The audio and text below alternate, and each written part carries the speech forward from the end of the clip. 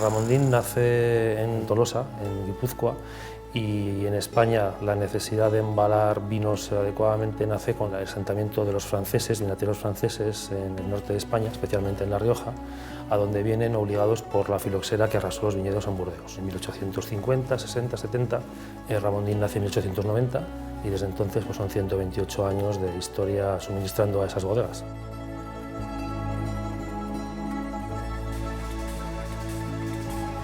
Ramondín ha ido tomando foco a lo largo de los años, de las décadas, en la fabricación de cápsulas de sobretaponado. Y mucha gente no sabe, cuando abre una botella de vino, qué es la cápsula. Es lo primero que hay que abrir antes de sacar el tapón de corcho. Nosotros estamos exportando el 85% de forma directa. Tenemos 6 centros de producción, de los cuales 2 se encuentran en Francia, uno en Estados Unidos de reciente apertura, lleva 3 años, y 2 en Latinoamérica, uno en Chile y otro en Argentina. El grupo lo formamos 800 personas, dentro de las cuales 400 están ubicadas aquí en La Guardia.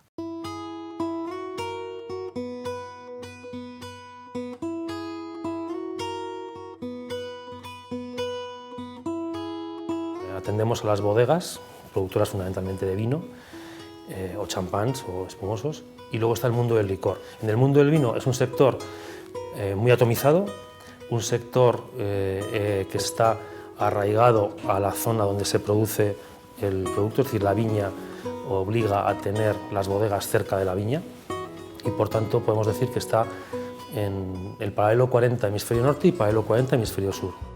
El mundo licor ya pierde esa trazabilidad, por decirlo así, entre el origen del producto que va a producir ese licor. Si es un vodka, pues será patata o cereal, si es un whisky será cereal, pero no está ligado y las empresas no están tan atomizadas, están mucho más concentradas, son grandes grupos a nivel mundial, con un poder de distribución muy grande. Ramondín tuvo un desarrollo muy importante en la década de los 80 porque se enfocó en la exportación en el mercado americano y de ahí hubo un momento muy crítico en el año 90-91 cuando una ley medioambiental americana prohibió la fabricación de las cápsulas de plomo y a partir de ese momento Ramondín fue el primer fabricante a nivel mundial que transformó todas sus instalaciones para hacer cápsulas de estaño. Era 5 o 6 veces más caro que el plomo en aquel entonces. Y Ramondín se convirtió en la década de los 90 en el líder mundial en cápsulas de estaño, hasta alcanzar una cuota del 50% de todas las cápsulas vendidas en el mundo. En los inicios del año 2000, empezó a promocionar y a desarrollar las cápsulas de complejo, que es una categoría para vinos de nivel medio, en donde el precio de esas cápsulas es notablemente más competitivo que el del estaño, y de ahí nos hemos convertido igualmente en el primer fabricante del mundo en cápsulas de complejo.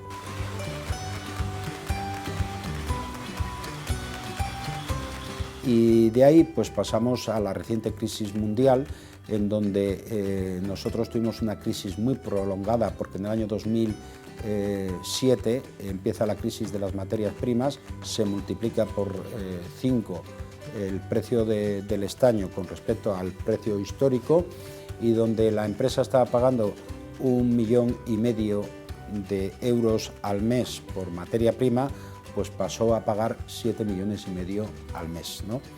En aquel momento pues nos puso en jaque.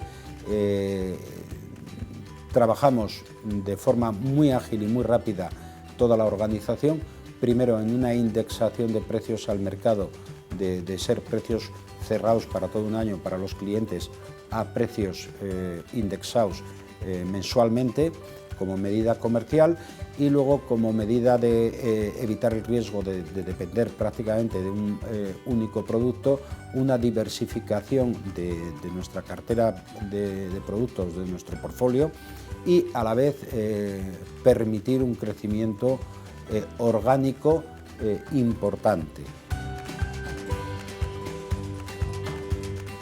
La financiación de la empresa ha venido y viene una parte por recursos propios, obviamente ha sido muy prudente y sobre todo en los últimos años en lo que ha sido reparto de dividendos.